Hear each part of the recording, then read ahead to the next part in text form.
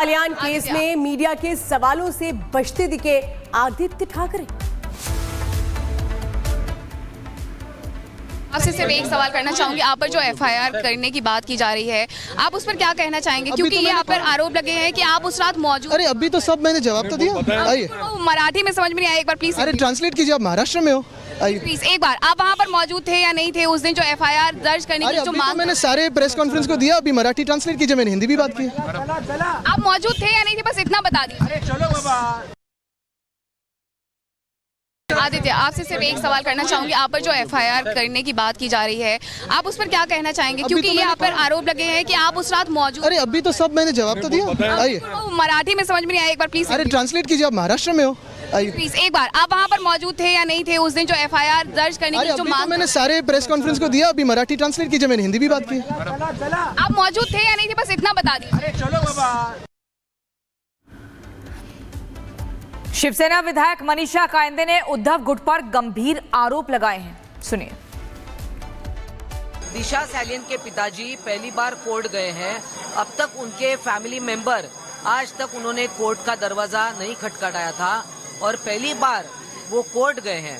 और हम किसी का भी नाम नहीं ले रहे, मगर उनकी मृत्यु, दिशा सालियन की मृत्यु, ये एक आत्महत्या थी या कोई साजिश थी, ये पता चलना चाहिए, इतनी हमारी मांग है।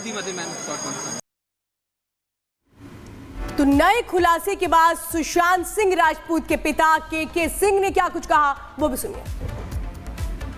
ये तो सालियान के पिताजी बोले थे कि हमने कोई जानते हैं सुसाइड ही होगा। बाद में किस विषय पर वो रिसर्च किए कि ये सुसाइड नहीं हत्या, ये तो हम नहीं जानते हैं। तो अब सही है कि गलत है, ये हम कैसे बतावें? वो जो भी इंक्वायरी किए हैं, जो भी चीज़ को एकत्रित किए हैं, वो किस सोच से किए हैं, क्या किए हैं, ये सब तो हम नहीं जानते हैं। जो किए हैं वो ठीक किए। अभी चाहते हैं और अगर इस तरह से जो हुआ है वो निष्कर्ष तो कम से कम निकलेगा कि आखिर वो सुसाइड था या हत्या था। और इसमें सुशांत का भी केस निकल साफ हो जाएगा कि आखिर इसमें क्या हुआ था। हाँ, क्योंकि 5 साल हो गए, अभी तक कोई फाइनल डिसीजन इसमें नहीं है।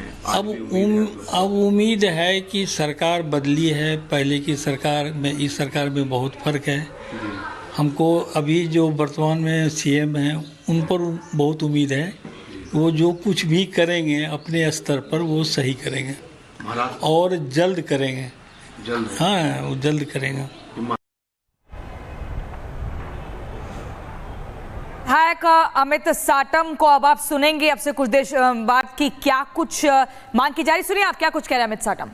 Mumbai police at that point of time in June 2020 is definitely under suspicion, and not only the police commissioner but the zonal DCP and the senior PI of Malwani police station also have to be probed and investigated into this particular matter, because this entire case is about how this entire incident was covered up. The Mumbai police botched up the investigation to bring together the broken pieces of this case.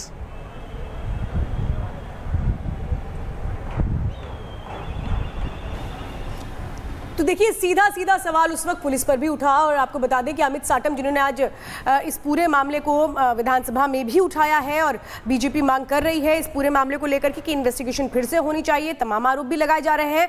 और इस बीच सवाल यही कि आखिर In fact, the victim who was raped and murdered, Disha Salian's father, has raised this issue.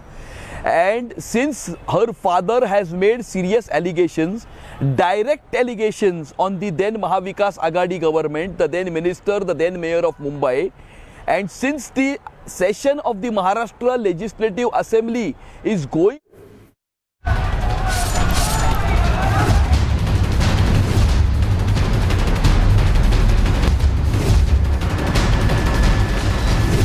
देशद्रोह की कलम 30/25 में लगी है, जिसमें उसका भी नाम है।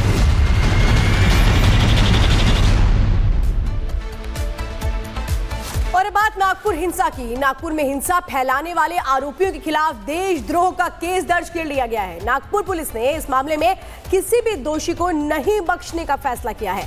कहां पहुंची है नागपुर हिंसा केस की जांच, इस रिपोर्ट में समझिए।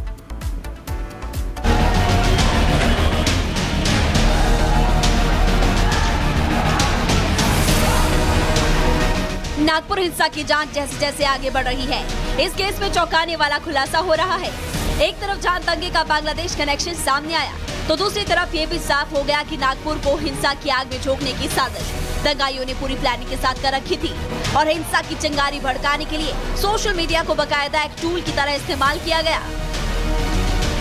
और जो 4 कल देर रात एफआईआर दर्ज की गई है, उसके सेक्शंस पर जब आप नजर डालेंगे तो उसमें बीएनएस की धारा 152 इंपोज की गई है, जो कि देशद्रोह है। उस धारा के अंदर अगर भारत की एकता अखंडता को आप नुकसान पहुंचाएंगे या यूं कहे कि दंगे भड़काने की कोशिश करेंगे, सामाजिक सौहार्द बिगड़ेगा, तो कहीं ना कहीं 152 इंपोज किया जाएगा। और उस एफआईआर में आप देखेंगे कि बीएनएस की जो धारा है 152 वो खासतौर पर इंपोज की गई है। और एफआईआर के नीचे तकरीबन 6 ऐसी इंस्टाग्राम और सोशल मीडिया आईडी का जिक्र किया गया है, जिनके जरिए भड़काने वाले पोस्ट जो है वो किए गए। और यही कारण है कि साइबर यूनिट ने कल 4 एफआईआर अलग से दर्ज की। अब इस मामले में कुल 10 एफआईआर दर्ज हो चुकी है।